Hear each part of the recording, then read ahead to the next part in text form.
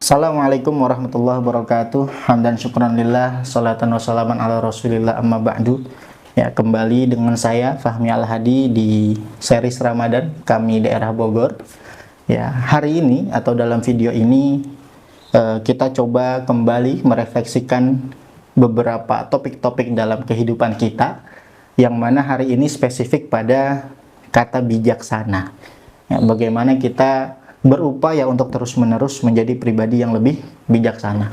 Kalau sebelumnya kita berkaca kepada seorang Abu Bakar As-Siddiq, kita berkaca kepada seorang Ali bin Abi Thalib radhiyallahu anhuma. Ya, sekarang hari ini saya mau mengajak teman-teman semua untuk sama-sama kita berkaca kepada seorang Sayyidina Utsman bin Affan radhiyallahu anhu. Ya, khalifah ketiga setelah wafatnya Rasulullah ini, ya, terdapat begitu banyak hikmah dan ibroh yang bisa kita ambil dari sejarah perjalanan panjang hidupnya. Namun pada video ini saya ingin spesifik ambil satu ibroh, atau mungkin nanti teman-teman ketika mendengarkan kisah ini bertemu dengan ibroh-ibroh lainnya, mudah-mudahan itu bisa menjadi manfaat buat kita untuk menjadi pribadi yang lebih bijaksana.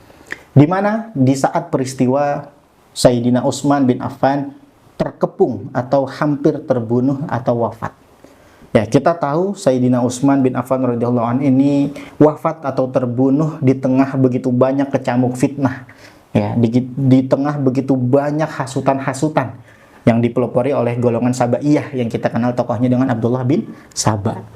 Ya, di mana saat itu spesifik ketika Sayyidina Utsman bin Affan radhiyallahu anhu tahu bahwa begitu banyak gerombolan, ya, orang-orang muslim yang pada saat itu terhasut dengan fitnah-fitnah datang menghampiri dan mengepung rumah Khalifah Sayyidina Utsman bin Affan radhiyallahu anhu.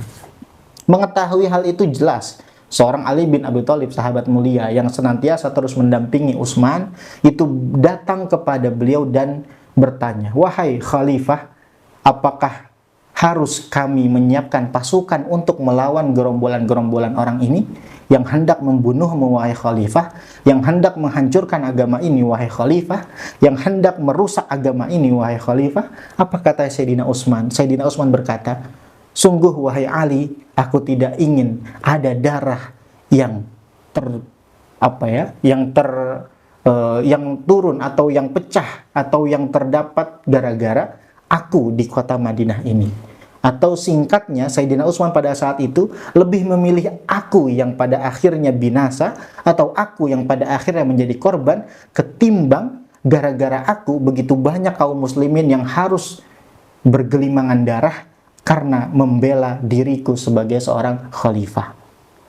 Pada saat itu sontak Ali bin Abi Thalib radhiyallahu anhu berkata, "Sungguh wahai Utsman, aku telah menyerahkan seluruh jiwaku untuk membelamu sebagai khalifah, sebagaimana aku membela khalifah sebelumnya.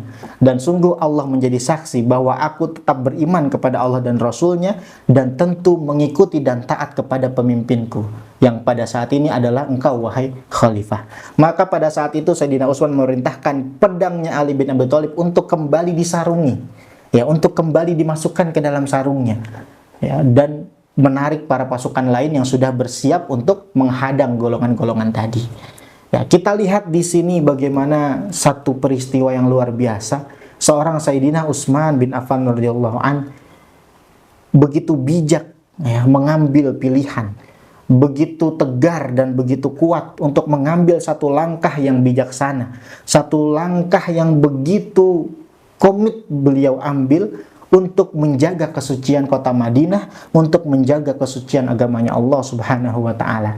Bayangkan, refleksikan jika itu terjadi pada diri kita. Ya, di belakang kita siap begitu banyak pasukan, di depan kita siap menghadang begitu banyak musuh. Kira-kira di mana kita mengambil langkah? Kira-kira sejauh mana pertimbangan-pertimbangan yang kita ambil, yang kita pilih, yang kita pikirkan untuk menjadi langkah selanjutnya? Nah, maka dari peristiwa ini atau dari kisah ini, ya, kita bolehlah merefleksikan diri kita, berkaca diri kita kepada seorang Sayyidina Utsman bin Affan radhiyallahu an. Mudah-mudahan ke depan, ya, kita bisa menjadi pribadi yang lebih bijaksana tentunya, dengan terus-menerus mencoba menggali ibroh-ibroh, menggali mutiara-mutiara hikmah dari begitu banyak rentetan peristiwa-peristiwa di zaman as-sabiqunal awwalun, atau di zaman generasi terbaik para sahabat, di tengah atau di kelilingnya Rasulullah Sallallahu Alaihi Wasallam.